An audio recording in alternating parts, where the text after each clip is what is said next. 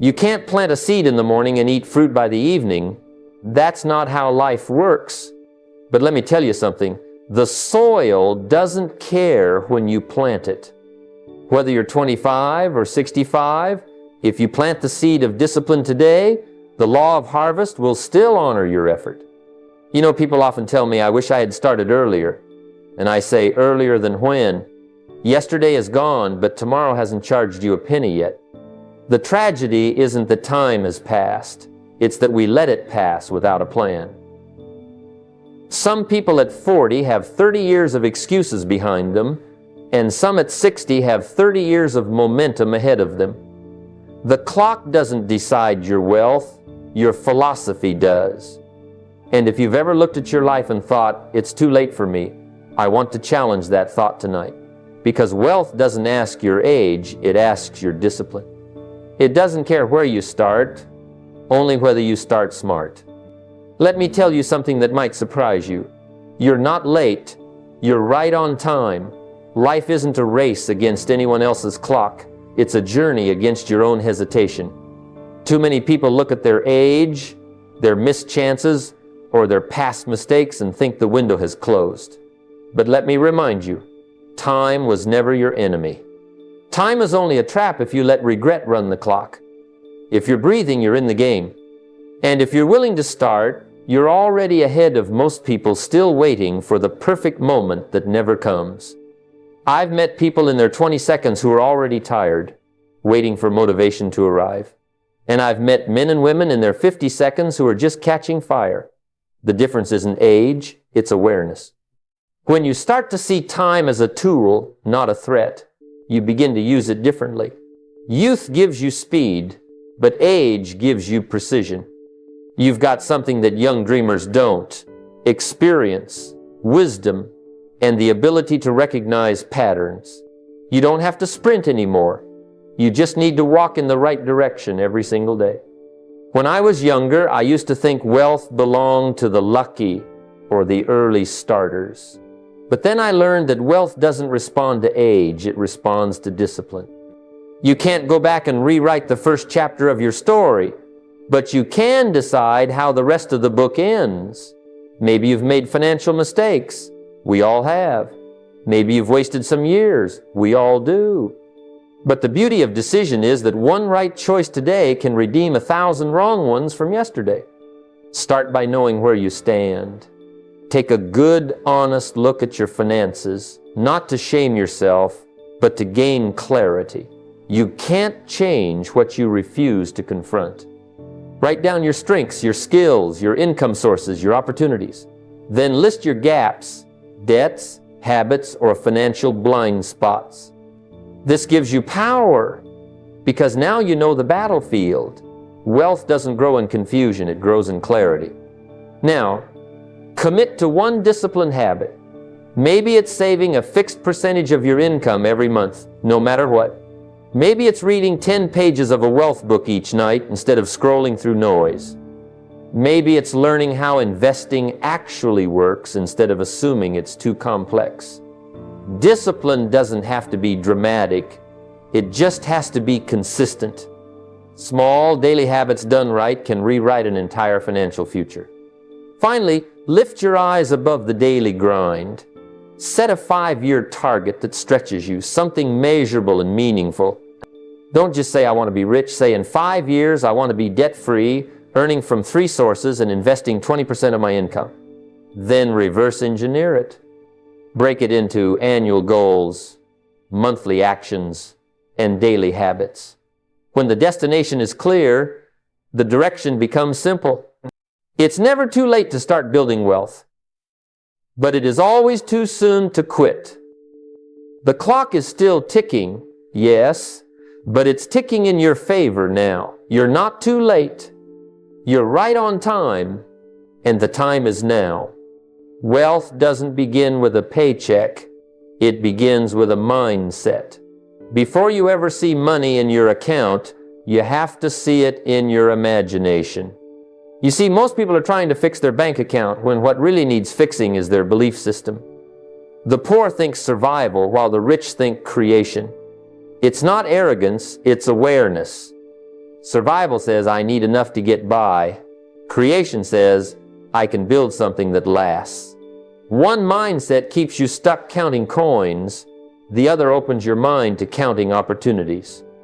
When I was young, I used to think rich people were lucky, that somehow the universe handed them a secret code. But over time, I realized they weren't operating on luck. They were operating on a different mental frequency. While most people were saying, I can't afford it, they were asking, how can I afford it?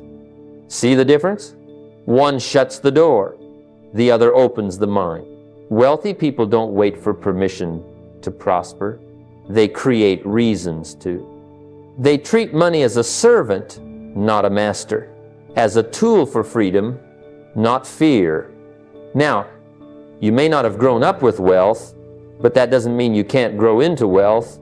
The first step is replacing the old, limiting thoughts that have been playing in your head for years. Maybe someone told you money doesn't grow on trees. Well, money doesn't grow on trees. It grows in ideas. And ideas grow in the mind that's trained to see abundance, not shortage. If you believe money is evil, you'll repel it. If you believe wealth is responsibility, you'll attract it. That's why I say, don't think of money as something you earn. Think of it as something you grow. Money is like a seed. If you plant it wisely, water it with discipline, and give it the sunlight of time, it multiplies. But most people eat their seed before it ever has a chance to grow. They consume instead of create. Every time you spend without purpose, you delay your harvest. Every time you invest in yourself, you plant another tree in your future orchard. So, how do you begin to reprogram your thinking? Start small, but start strong. Each morning, write down one powerful statement that reminds your mind who's in control. Something like, I create value that attracts wealth, or money flows to me through service and wisdom. Don't underestimate it. The words you repeat shape the reality you live. Then, surround yourself with people who live in abundance. Not people who flaunt wealth, but people who think possibility. You'll never think big while sitting in small conversations. Your environment will either expand your vision or shrink it. And remember, the wealthiest people in the world didn't start with money. They started with a shift in how they thought about it. You can change your career, your income, or even your habits, but if your thinking stays poor, everything else will eventually follow. The moment you upgrade your mind, your wallet begins to follow suit. Wealth begins in the mind, and if you can master that, the wallet will always catch up. One of the greatest lessons I ever learned was this: poor people buy things while the rich buy assets. It's not about income, it's about direction. Two people can earn the same amount, but one ends the year richer and the other poorer. The difference? One turns their dollars into employees, while the other turns them into expenses. Every dollar you earn has potential. It can either go out and work for you, or go out and disappear on something that rusts, rots, or depreciates. When I was younger, I made the mistake most people make. The moment I made a little money, I upgraded my lifestyle. A nicer car, a better suit, dinners out. It felt good for a while, but soon I realized I was buying comfort at the cost of freedom. Then one day, a mentor told me something that changed my life. He said, don't spend your money, assign it. That hit me like lightning. Assign it. That means give your money a job. Tell every dollar where to go before it slips away. If you don't give your money direction, it will find distraction. Wealthy people understand this better than anyone. They treat their money like a team. Some dollars are sent out to work in real estate, some in business, some in the stock market, but all of them have a mission. They don't leave a single dollar unemployed. Poor people, on the other hand, turn their dollars into things that drain them. Cars that lose value, gadgets that gather dust, lifestyles they can't sustain. It's not greed that keeps the rich rich. It's discipline. You see, the key isn't how much you make, it's how much you keep and what you do with what you keep. The rich buy freedom. They know that $1 invested wisely today can buy them time tomorrow. They buy assets that pay them, properties that produce rent, businesses that generate profit, investments that yield dividends, or even digital products that earn income while they sleep. Every purchase either pushes you closer to financial freedom or further from it. So, start where you are. No matter your income, you can begin turning money into a servant instead of a master. Before you spend, invest. A simple rule I live by is this: pay your future first. Take 20% of what you earn and direct it toward investments before you spend a cent on comfort. Treat that 20% as sacred. It's your ticket out of financial mediocrity. Then, measure progress the right way. Don't brag about your paycheck. Track your net worth. Your net worth is your true scoreboard in the game of wealth. It tells you if your money is working harder this year than it did last year. If you focus only on income, you'll chase the next raise. But if you focus on assets, you'll chase freedom, and that's the ultimate goal. The day you stop buying things that take money out of your pocket and start buying things that put money in, that's the day your financial life turns around. Wealth is built quietly, consistently, and intentionally. Don't seek to look rich, seek to be rich. Because when your assets start working for you, that's when you know you've finally stepped into the world of true wealth. Most people are stuck in a trap, the time for money trap. They believe the more hours they work, the more they'll earn. But that's not how wealth works. You don't get paid for the time you put in, you get paid for the value you bring to that time. It's not about how long you've been doing something. It's about how well you do it, how unique it is, and how much it matters to others. The marketplace doesn't reward time, it rewards contribution. When I first started out, I worked hard, harder than most, but I was still broke. I put in the hours, showed up early, stayed late. Yet, my results didn't change. Then one day, my mentor told me, don't just work harder, work smarter. He said, if you want to be paid more, you have to become more. And that line rewired my entire philosophy. I realized the marketplace is not emotional. It doesn't care about how long you've worked. It only pays for value, and value comes from skill, not sweat. Think about it. Two people can work the same 8 hours. One earns $20 an hour, the other earns $2,000. What's the difference? Not time, but value. One learned how to multiply results through skill, creativity, and leverage. The other is still trading labor for survival. Wealthy people don't sell their time, they sell their ideas, their expertise, and their results. They've learned the secret: multiply what you can do by who and what you can reach.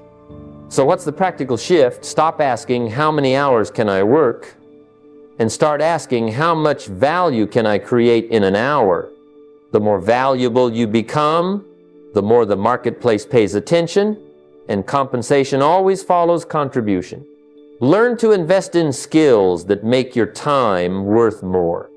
Learn how to communicate better, because persuasion builds influence. Learn how to lead, because leadership creates leverage. Learn how to invest, because investing turns effort into expansion. And once you've raised your skill, look for leverage. Leverage is how you escape the trap of trading hours for dollars. Use technology. Build systems that multiply your output. Use teams. Delegate what others can do so you can focus on what only you can do. Use creativity. Package your ideas into products or services that can reach thousands instead of dozens. Every morning, ask yourself, how can I add more value to the marketplace today? Maybe it's solving a bigger problem for your employer. Maybe it's serving more people through your business. Maybe it's improving one process, one relationship, or one system. Because the truth is, Wealth follows usefulness. The more useful you are to others, the wealthier you become, in every sense. So remember, your goal isn't to be busy, it's to be valuable.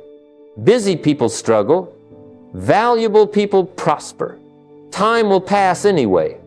The question is, will you trade it for wages or will you turn it into wealth?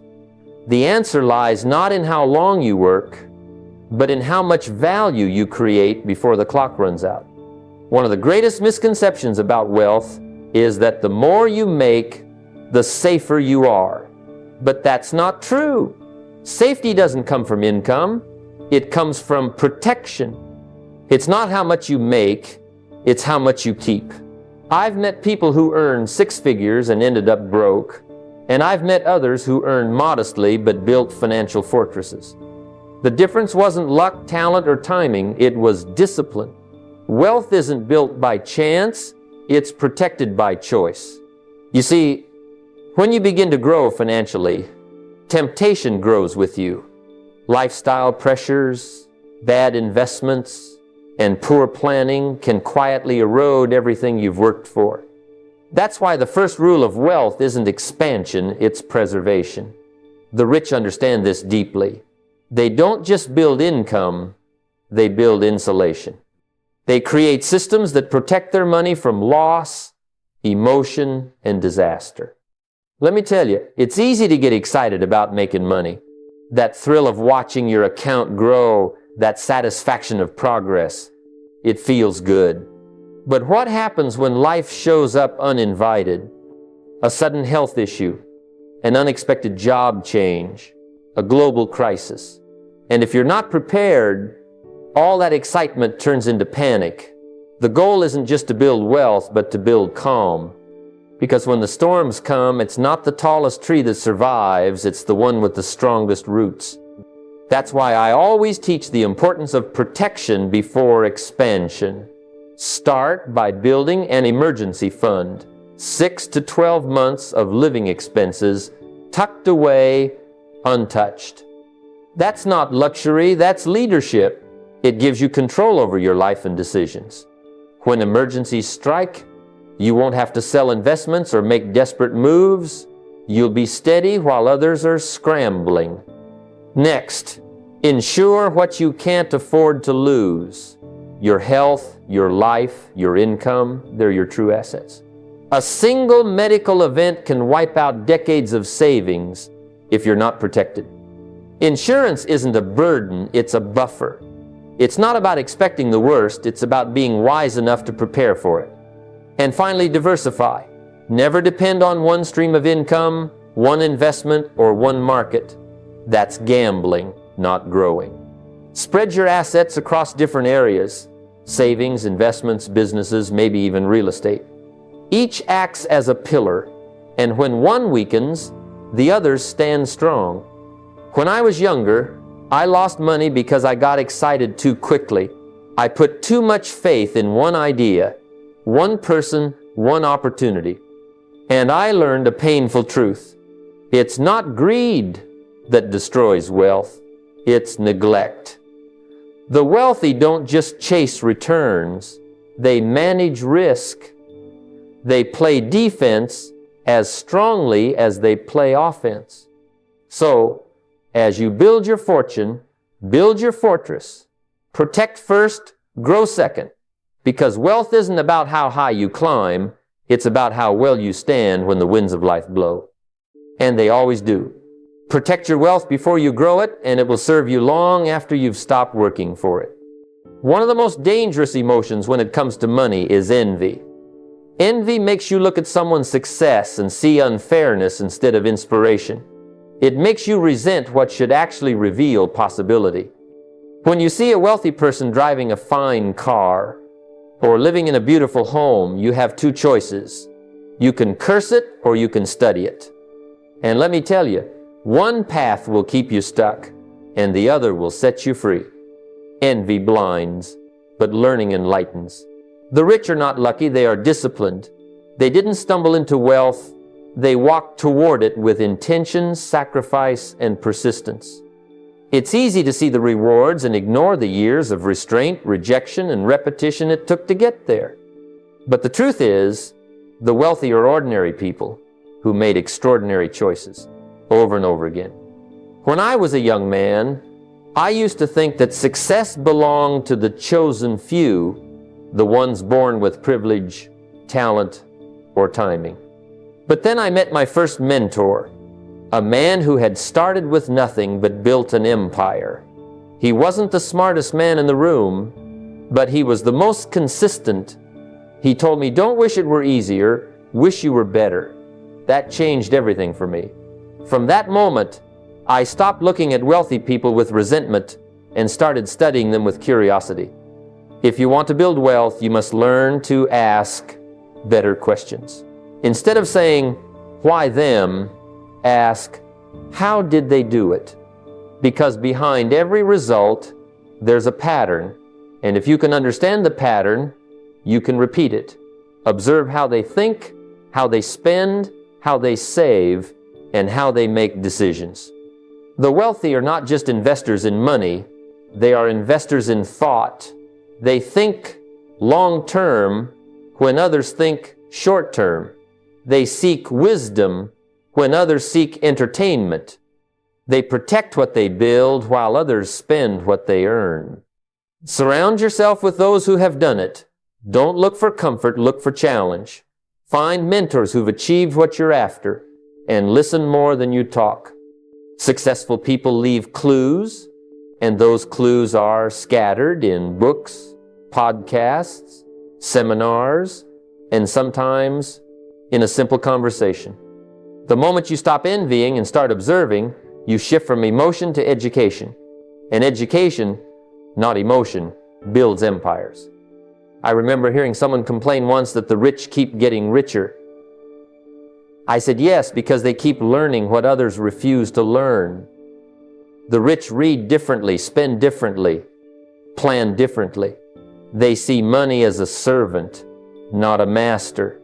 They don't measure wealth by what they have, but by what their assets produce.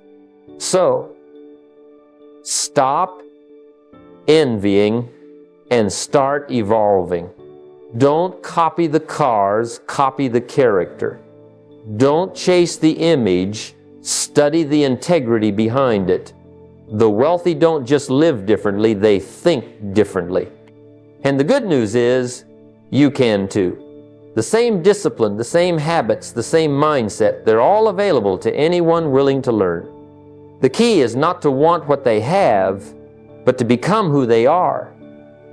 Because when you do, wealth doesn't just come to you, it grows from within you. There comes a moment in every life when you start to realize that the goal was never just to make a living, it was to make a difference. Wealth is wonderful, yes. It gives you options, comfort, and security. But if all it ever does is serve you, it dies when you do. True wealth is what continues to breathe long after you're gone. The ultimate goal isn't to die rich, it's to live useful. And that usefulness, that contribution, is what turns success into significance. See, most people spend their early years chasing money. They want more income, more possessions, more recognition. But there comes a day when you look around and realize that more doesn't always mean meaning. You can have a house full of things and still feel empty. The rich who live wisely know something different, that money is a tool for legacy, not just luxury. It's not about what you can buy, it's about what you can build that lasts beyond you. When I was a young man, my mentor asked me a question that stopped me in my tracks. When you're gone, will the world notice? That question changed the way I saw everything. He told me the goal isn't to leave money for people, the goal is to leave something in them. Because wealth without wisdom is lost in one generation, but wisdom with even a little wealth multiplies for many. That's why I encourage everyone, no matter your age, to build systems, not just memories. Write a will. Create a clear plan for how your wealth, however small or great, should continue working when you're no longer here. Set up a trust, outline your wishes, And teach your family how to manage money, not just spend it. Because if you don't, the wealth you've worked so hard to create will vanish faster than it came. But legacy isn't just about family, it's about influence. It's about how many lives were made better because you lived. Maybe it's through mentoring a young entrepreneur. Maybe it's funding a scholarship or starting a foundation. Maybe it's just teaching your neighbor a principle that changed your life. Whatever form it takes, your wealth, whether financial, intellectual, or emotional, becomes eternal when you give it away. And here's the beautiful truth. Legacy doesn't wait for the end. You start building it now, every time you teach, give, and serve. Every habit you model, every principle you pass on, every opportunity you create, that's your legacy taking root. One day, someone will tell your story, and they'll say, because of them, I started thinking differently. And that's when you know you've lived a life that mattered. So don't just build wealth, build meaning. Don't just leave behind possessions, leave behind principles. Don't just aim to be remembered, aim to be continued. Because in the end, wealth fades, names fade, but impact, real, lasting impact, echoes through generations. That's not just success, that's significance. There's a point in life when you realize if all your income stops the day you stop working, then what you've built isn't freedom, it's a cage. You might have a good job, maybe even a great one. You might earn more than most people you know, but if your lifestyle depends entirely on your labor, you're still in the trap, only with fancier walls. Wealth doesn't begin when you earn a paycheck, it begins when your money starts earning paychecks for you. The goal is simple but powerful. Use your active income as a bridge to passive income. Every dollar you make from your labor should have a higher purpose, to one day replace you. It's not about working harder, it's about working smarter with what you earn. I used to think that the answer to all financial problems was to make more money. But I learned quickly that earning more means little if all of it flows straight into lifestyle, not leverage. The wealthy understand this deeply. They know how to convert their sweat into systems, their time into ownership. Think about it this way. Your job pays the bills, but your investments build your future. The rich don't just collect paychecks, they collect assets. They take a portion of every dollar they earn and send it out into the world like little soldiers, each one trained to come back with more. They buy or build things that make money, real estate that produces rent, businesses that generate cash flow, digital assets that pay them while they sleep. And they don't consume the profits, they reinvest them until their assets start producing more income than they could ever earn by working alone. I remember when I first began this transition, my mentor told me, don't just work for money, work to buy freedom. That one line changed everything. I began saving 20% of every dollar I earned. No matter how small, I invested it, even when it seemed insignificant. I learned that consistency beats intensity, that small, disciplined steps lead to big results over time. The habit of investing became more powerful than any single investment. And here's the key. When you reinvest your profits, instead of spending them, you harness the real magic of wealth, compounding. It's not the first investment that makes you rich. It's what happens when you let your investments breed more investments. Most people earn and spend. The wealthy earn, invest, and reinvest, and that's why they win the game of money. So, if you're earning money from your job today, don't see it as the end goal. See it as the foundation, the fuel for something greater. Take a portion of it and buy something that pays you back. Build something that doesn't need you every day to survive. Because the moment your assets start sending you checks, that's the moment you cross the bridge from survival to freedom. Remember, you can't work forever. but your money can. And when your money starts working harder than you do, that's when you'll finally taste what real wealth feels like. When I was young, I learned a lesson that changed my entire philosophy on money. Workers trade time for money, but owners trade ideas for wealth.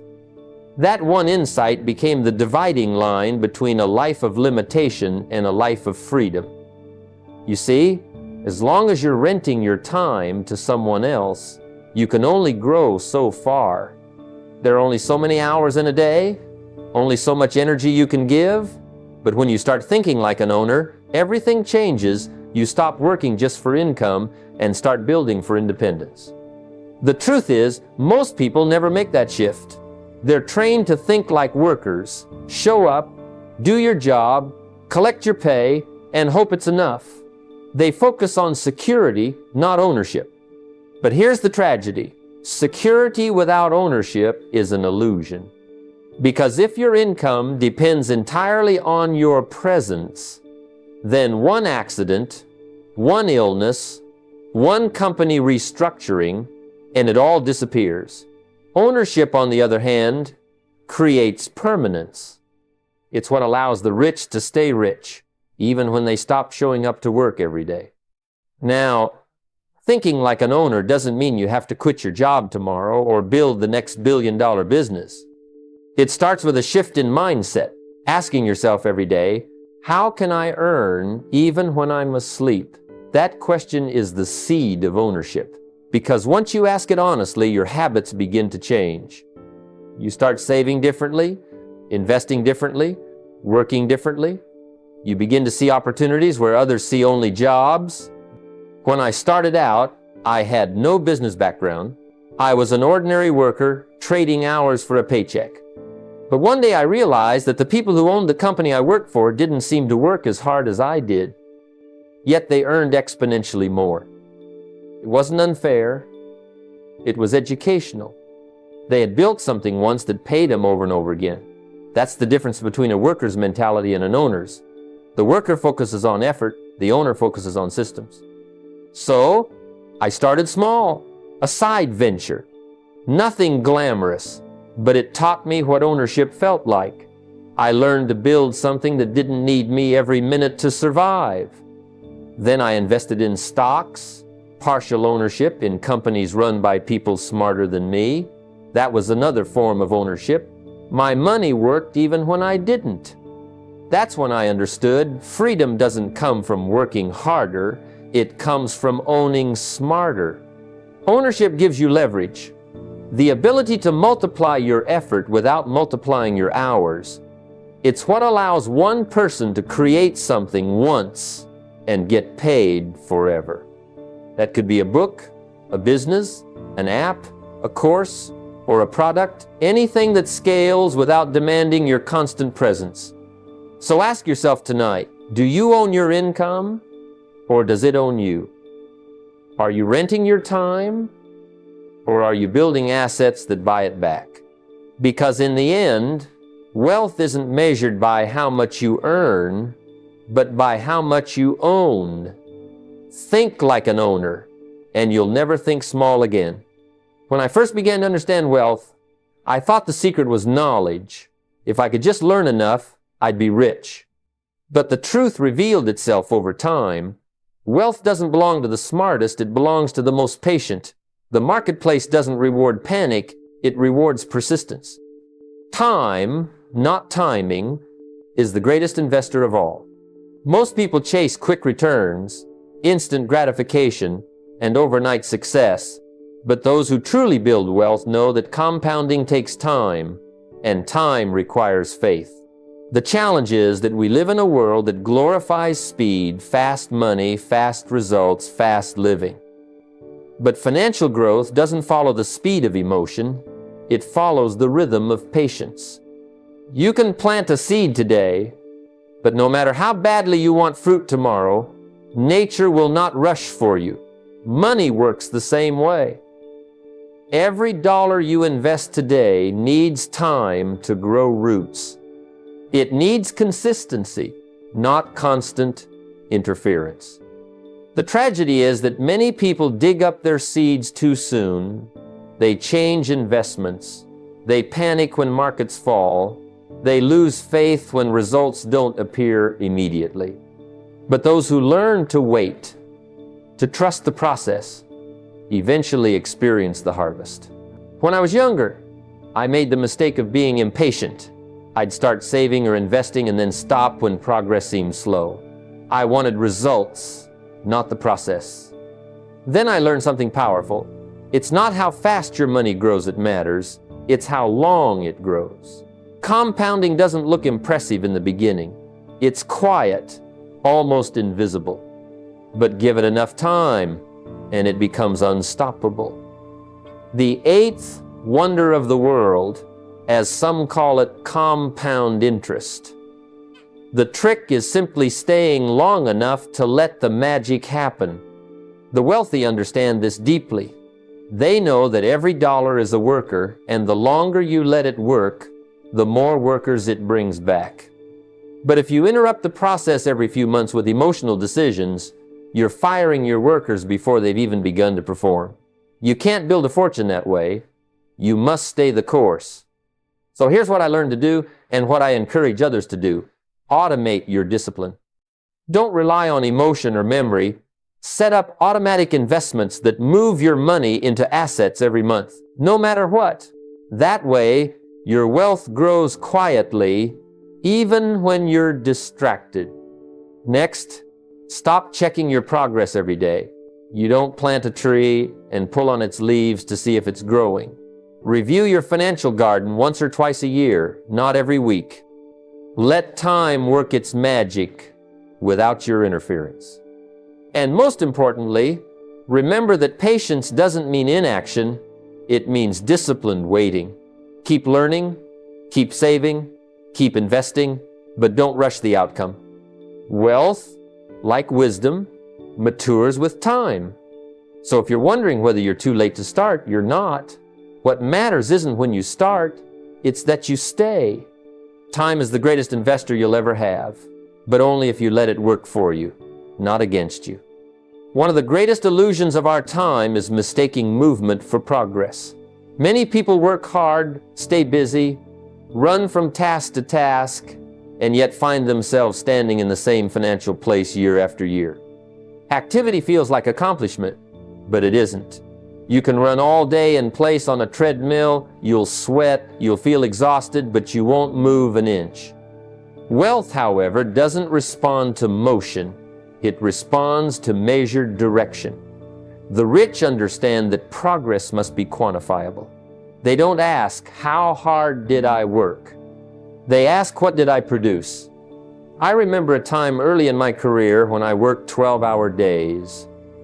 I felt proud of my grind, but when I reviewed my finances, nothing had changed. My schedule was full, but my results were empty. Then I learned the simple difference between being busy and being productive. Productivity is activity measured against a goal. If you don't have a destination, your motion is just noise. That realization changed my entire approach. I stopped counting hours and started counting outcomes. You see, wealthy people live by a different set of measurements. They track their net worth, not just their paycheck. They evaluate cash flow, not just effort. They calculate return on investment, not how much time they gave, but how much growth they created. This mindset removes emotional satisfaction and replaces it with data-driven accountability. It's not about how you feel about your finances, it's about what your numbers reveal. Numbers don't lie, they tell the truth about your habits, your discipline, and your direction. That's why every quarter, you should take time to review your financial landscape. Ask yourself, did I grow my assets? Did my savings increase? Did my investments yield results? If the answer is no, then you're working hard in the wrong places. Don't confuse effort with progress. The key is to eliminate what doesn't contribute to your wealth journey.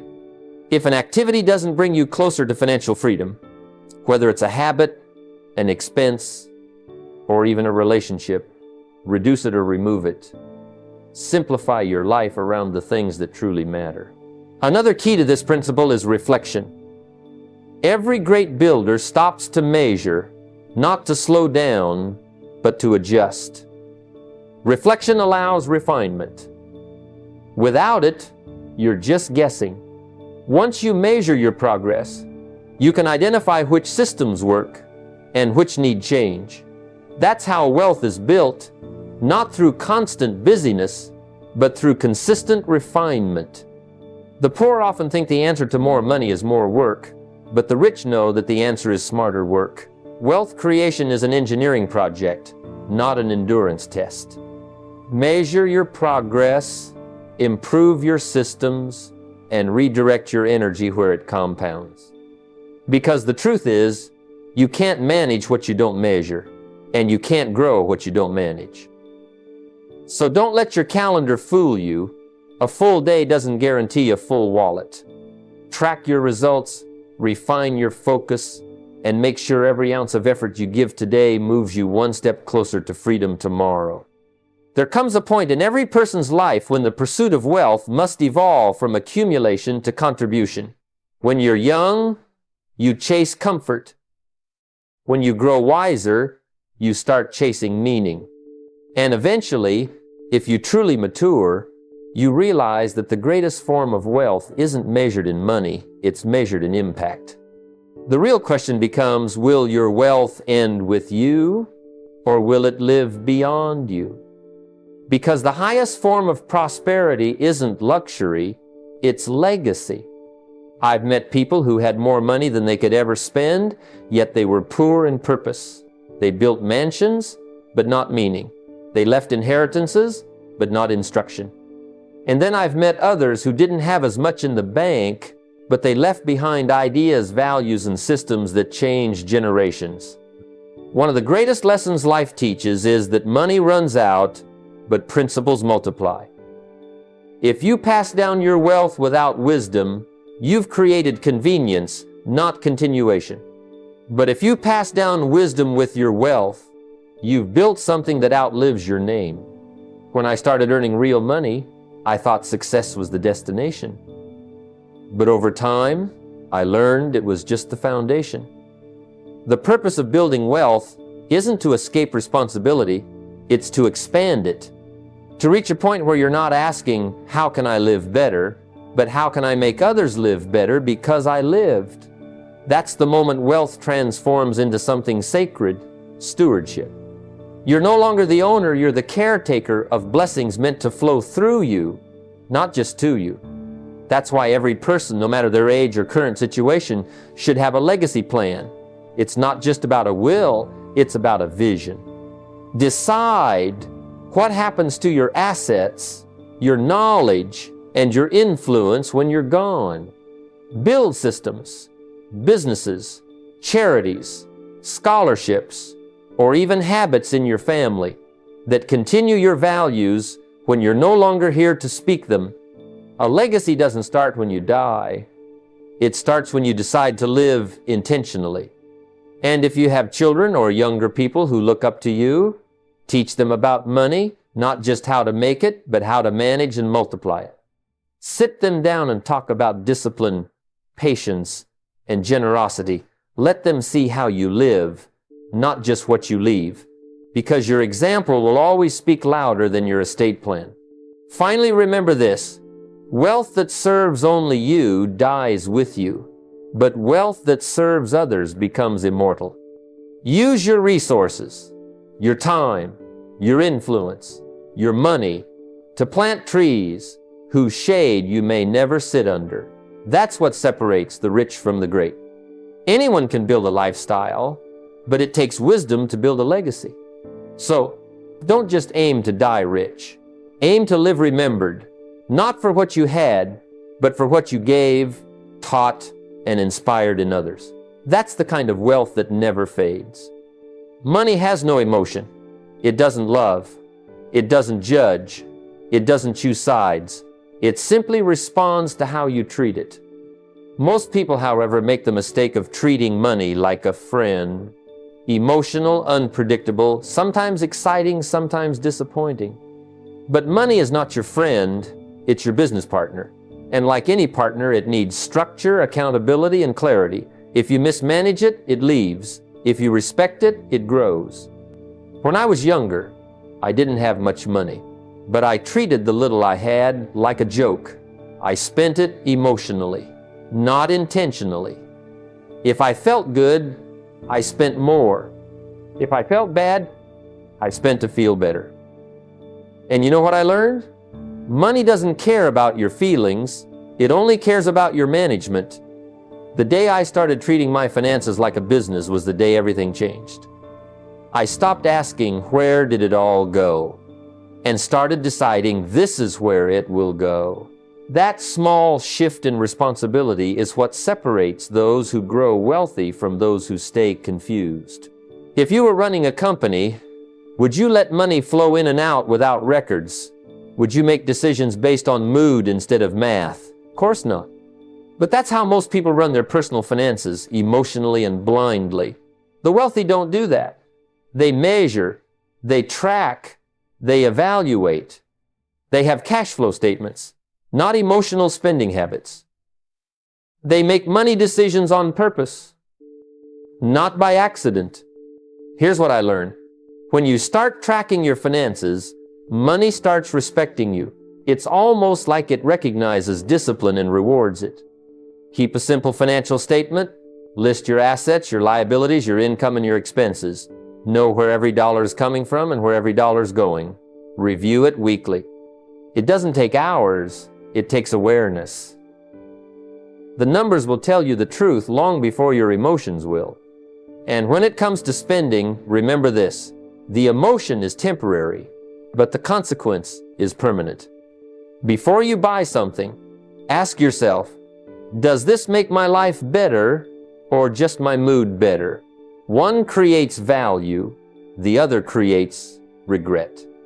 The difference between poor money managers and wealthy thinkers is that the latter use emotion as a signal, not a strategy.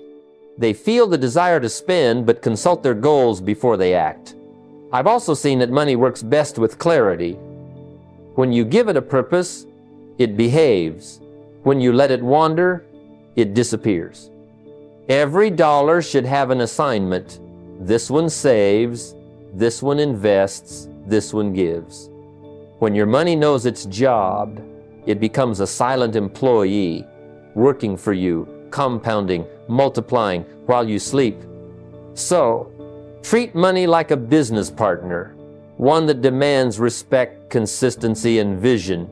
Run your life like a company, and your company will eventually run your life. Remember, money doesn't make you disciplined. Discipline makes you money. Manage it well, and it will stay loyal. Neglect it, and it will find someone else who won't. As we come to the close of this journey together, remember, wealth is not built in haste. It's built in habit. The principles you've heard tonight aren't just theories. They are timeless laws. The same soil that grows weeds can grow crops. It all depends on what you plant. The rich and the poor are given the same hours, the same world, the same opportunities disguised as work. The difference is what they do with them. You are not too late. You are simply at the beginning of your next chapter. The discipline you start today will reward you for decades. Build assets, not excuses. Invest in learning, not leisure. Let time and consistency be your partners, and soon you'll look back amazed at how far small, steady effort has taken you. So tonight, make a decision, not just to wish, but to act. Start where you are, with what you have, and do what you can. Because the truth is simple. Wealth doesn't respond to luck, it responds to discipline. Begin now, think like the rich, act like the rich, and soon you'll live like the rich. The harvest belongs to those who plant.